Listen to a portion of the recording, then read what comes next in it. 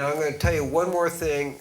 I won't get this into a whole discussion about thyroid, but you need, the only test that's accurate is not T3, T4, or TSH, is the underarm thermometer test. Underarm thermometer. Thermometer? Say it again? Bicatron. Bicatron. The normal in centigrade that you have is between 36.44 and 36.8. If it's less than 36.44, it's hypothyroid.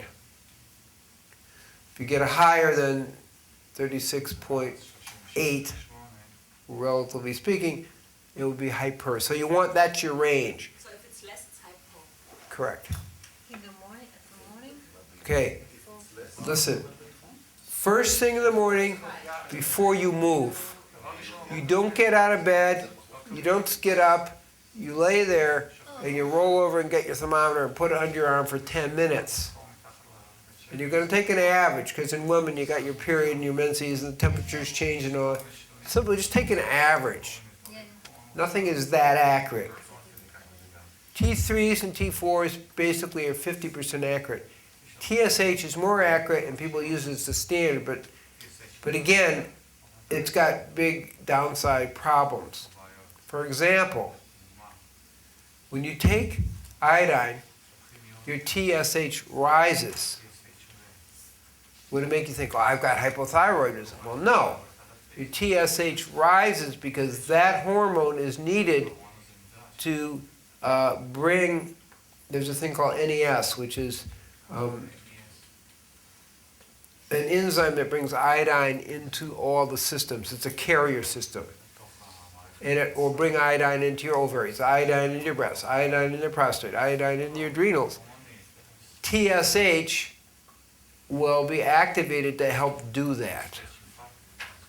So people get confused, they go, it's hypothyroid. There's not what's going on. If you're taking it and your TSH goes up, and it may go up for 6 months, it's because it's trying to now stimulate the NES system to bring iodine into the rest of the cells and glands. Did everybody follow what I just said? So if you think you're TSH, I'm getting hypothyroid, that's not what goes on. But if you check, many people have temperature under this number. That's what I just said. Even if they have TSH too, so they have to take the iodine in order to treat it. Yes. I'm saying probably, I'm going to say yes, a high percentage of people are iodine deficient and consequently thyroid deficient. 96% we see in the US, 72% around the world. Obviously you're iodine deficient, you're going to be hypothyroid. So it's a high percentage.